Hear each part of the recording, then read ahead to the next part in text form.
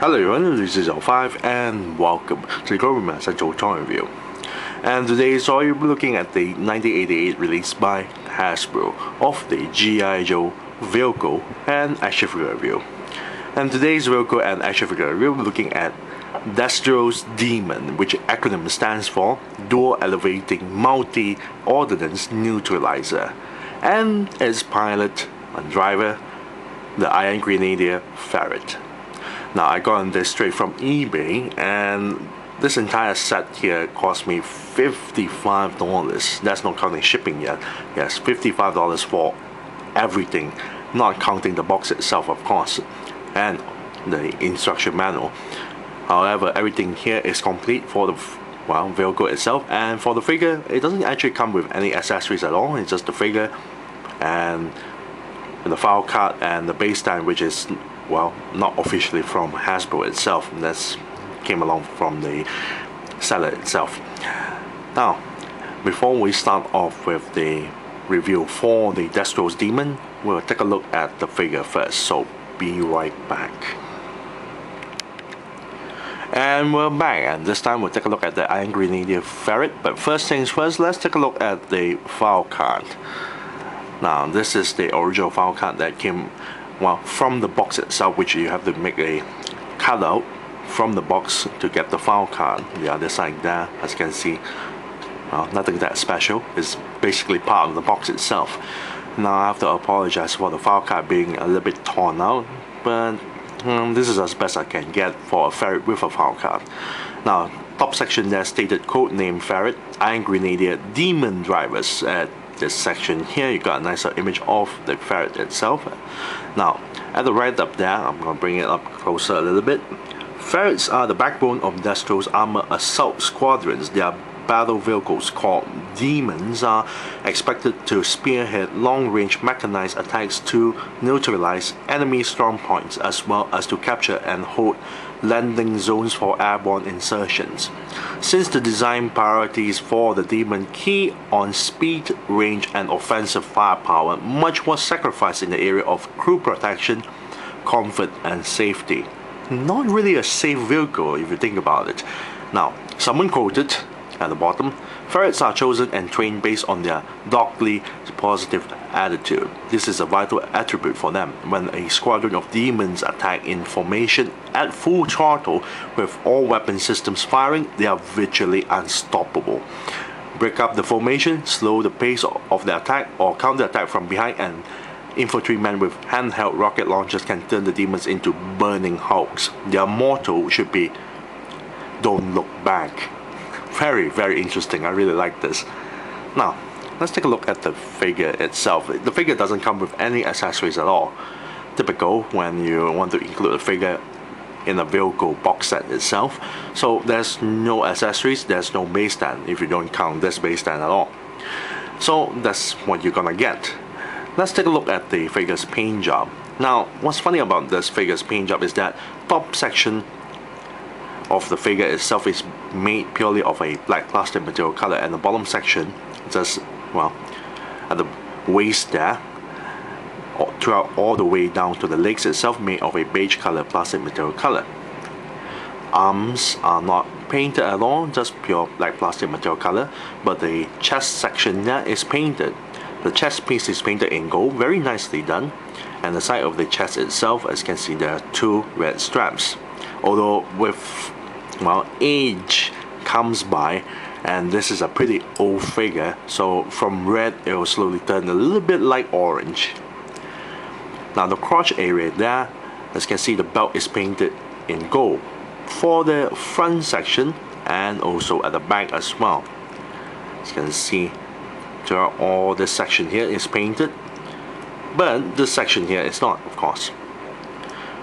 Again, at the bottom section of the crotch here is painted in red, now becomes orange, but on the other side it's just pure beige plastic material color.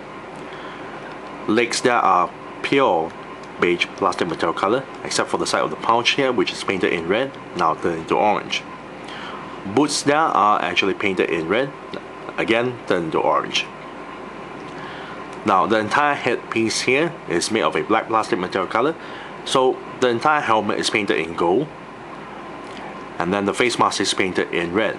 Again, now turned into orange. The visor is not painted at all. The visor is in black, made of a black plastic material color. And that's all you're gonna get for the details of the paint job for the Iron Grenadier Ferret. Now, it's not really a bad thing with the paint job. It's just that I find the color selection a little bit weird. I like the black and gold and red going on, or at least orange. But why beige? The bottom section of the figure itself, the pants and the back, well, the back of the figure, the butt section, that is also in beige.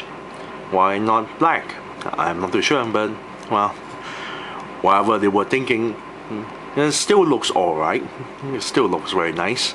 Now let's take a look at the figure's mold itself. Now bear in mind, this is a 1988 figure, and during that time when it came out, this entire figure's mold is all unique mold, or at least new during that period of time. Yes, everything from this figure here is not reused parts, which is really great. All the stuff here is all, well, unique to the, well, figure itself. And only later on in the years they decided to repaint the figure with different colors, or at least reuse some of its parts to other figures as well. Now the details on the chest is what I really like, because it has this armor chest piece here with a small little mouthpiece communication device. As you can see, that very nice. The helmet design is pretty plain looking, but still alright. Back portion of the figure, nothing that special. At the butt section there, you will see has very tiny little words there, especially that is stated made in China, and that's the year itself at the top section of the belt, stating 1988. The pants are not really well detailed. As you can see, there's just one pouch on one side and a bit of strap. They didn't even bother to paint the strap, but well, whatever. This is a 1988 figure. Not really well detailed, but still very nicely done with the figure anyway. Let's take a look at the figure's, well, articulation. Bear in mind, this is a 1988 G.I. Joe figure, so articulation is limited. Neck joint there is on the ball joint, so you can pivot the head up, down a little bit. Cannot go side to side, and if you want to, well, turn the head, it can only turn left and right, and it can only turn if you pivot the head back a little bit and then turn, because it's being hindered by this, well, shoulder piece here. So you cannot turn normally like so. You have to tilt the head back a little bit to turn left and right. Now shoulder joints here can turn 360 degrees and lift the arms this high. Elbow joints here can turn 360 degrees and bend this far. There is no wrist joints. Now the waist joint here is, well, interesting if you think about it. Now you can actually turn the waist joint left and right. You can turn it 360 degrees, but I wouldn't advise you so, which I'm going to explain later. You can pivot the torso a little bit forward, back, maybe side to side.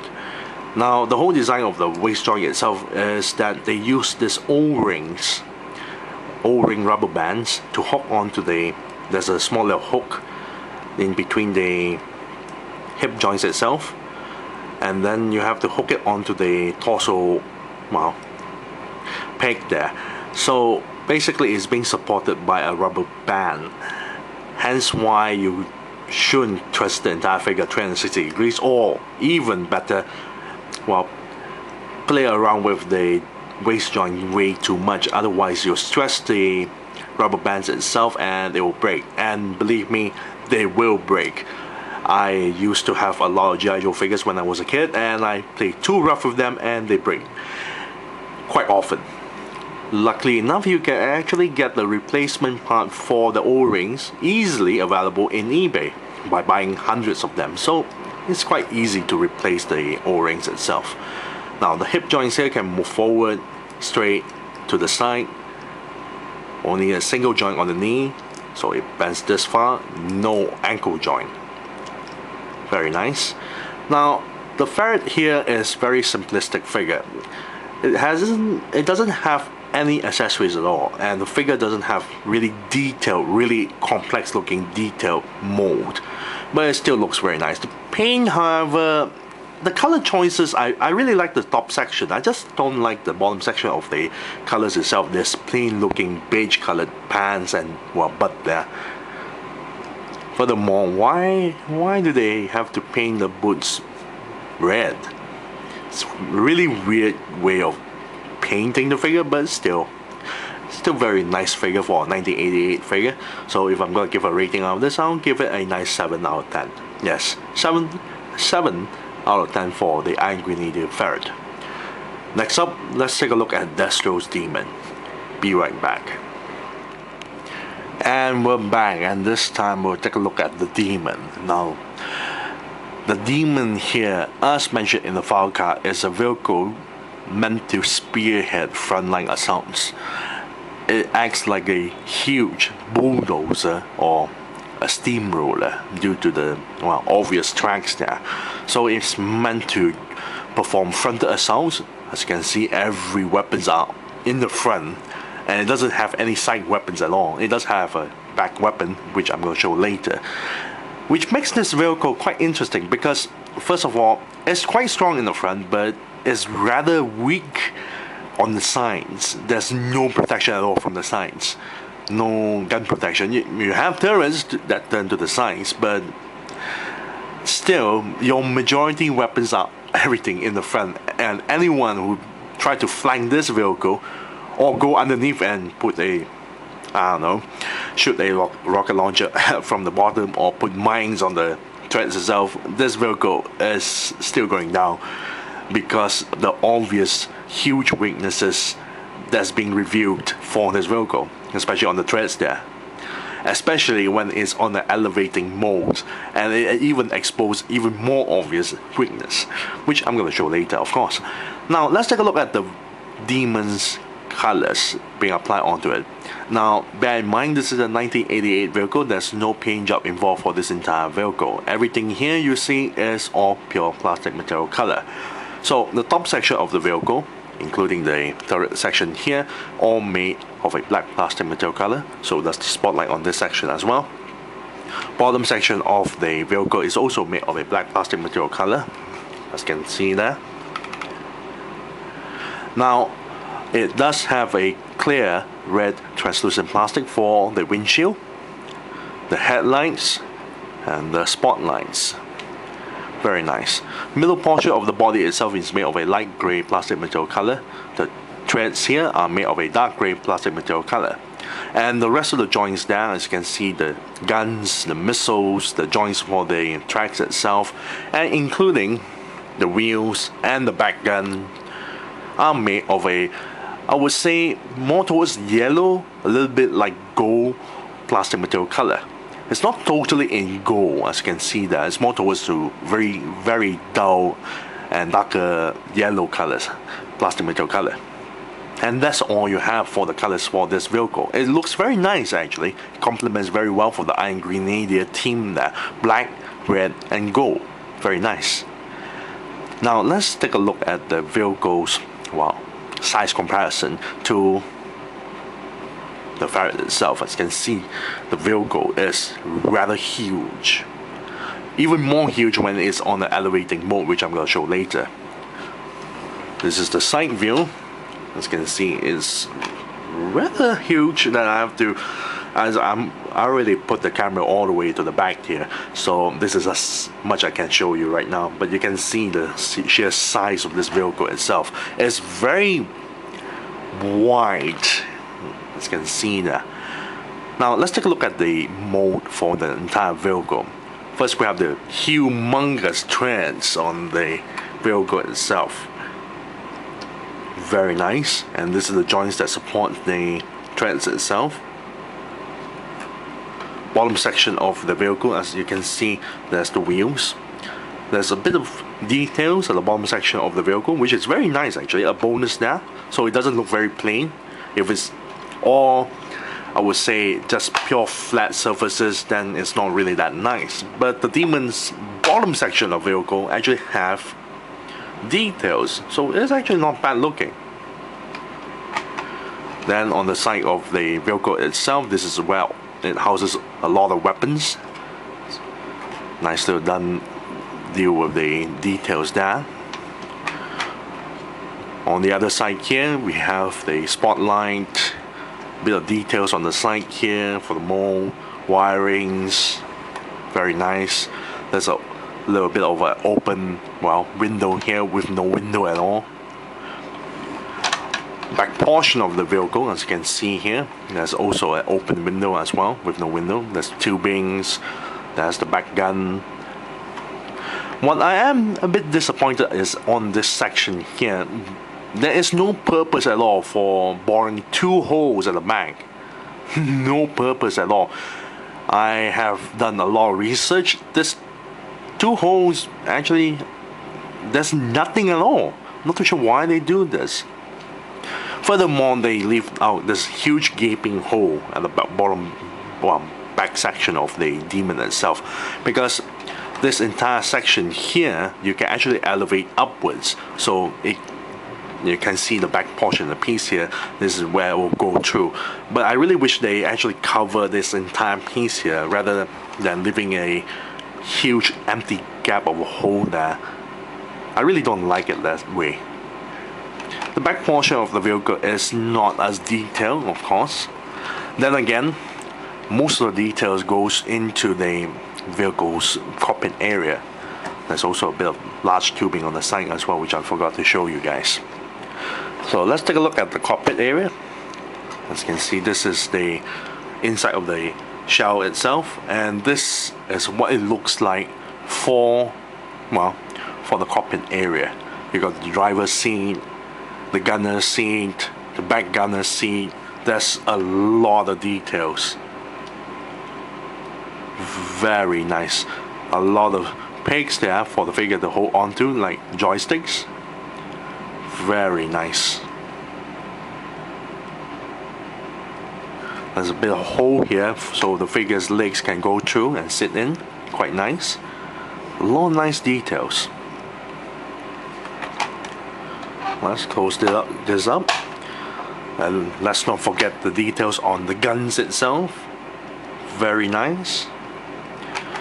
And the D.E.M.O.N actually has, well, 6 accessories, the 6 missiles located on this section here, which you can actually pull it out like so.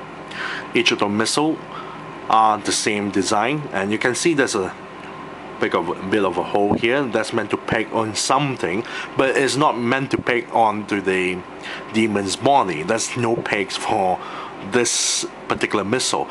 You're meant to slide in from this piece here, this top section fin here, but nothing to peg onto this, well, peg hole here. So I'm not too sure why they designed it that way, but perhaps you want to peg it on other vehicles for additional missiles. That's probably one of the reasons there. Very nice. It looks like a giant arrow actually, especially on the tip of the missile itself.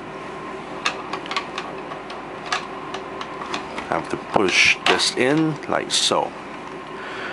Very nicely done. Now let's take a look at the vehicle's features. Yes, features. Now it has 4 wheels, 4 small wheels, as you can see at the bottom section of the vehicle itself. Does it roll? Yeah, it does roll very well. Surprisingly enough, for such a big vehicle, it rolls very nice. Very nicely done. Next, we take a look at the spotlight. Here, the spotlight section is meant to, from what I read and research, is supposed to have thermal lighting and somewhat, well, according to the G.I. Joe handbook for the vehicle itself.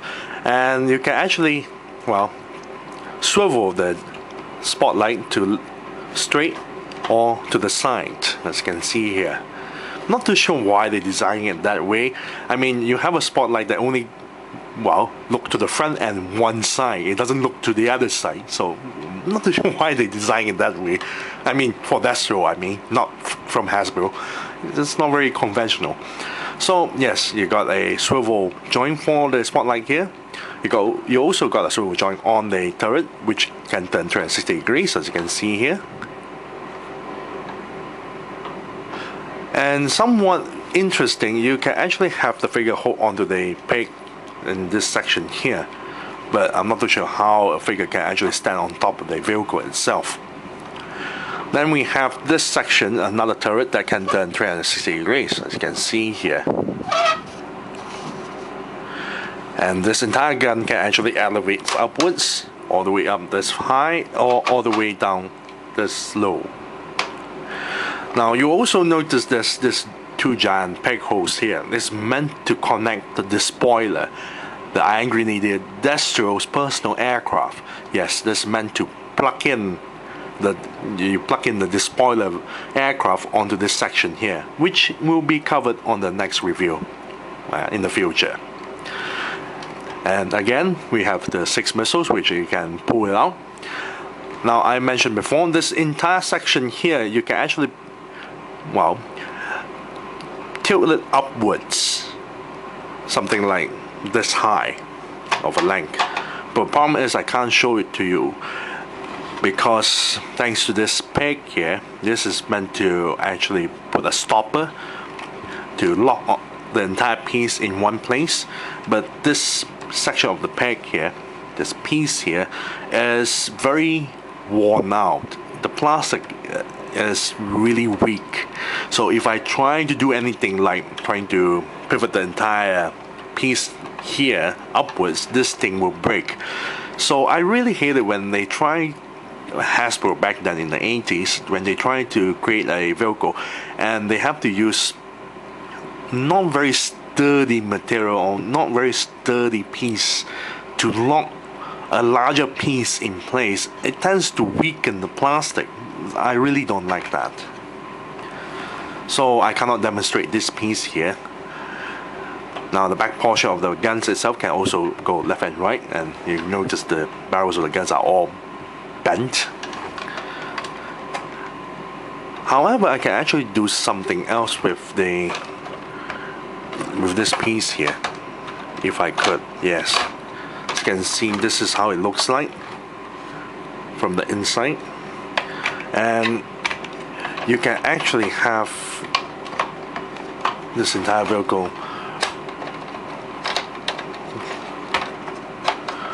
pivot upwards like so once I plug in properly on the entire vehicle itself.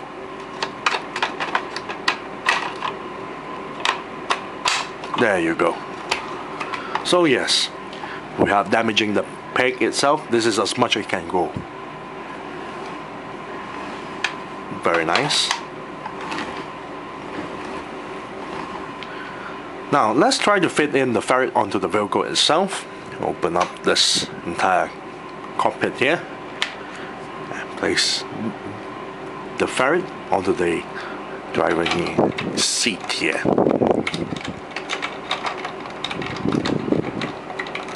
Very nice, as you can see. And you can close this like so. You're barely able to see the driver inside though, as you can see, through the windshield of course. Very nice. Now you're wondering, does it fit the 25th anniversary figures or the 30th anniversary figures or any of the newer figures? The answer to your question is yes, they can. You can actually fit these figures, not one, not two, but all 3 figures. All of them are 25th anniversary G.I. figures. At the back seat, however, you have to bend the knees, of course, thanks to the hole there.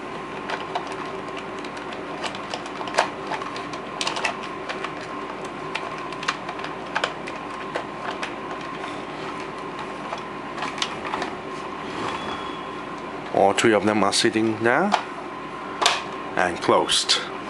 As you can see on the open window now, you can see the figures are sitting nicely. Very nice. Yes, this is compatible to your 35th anniversary figures and 30th anniversary figures.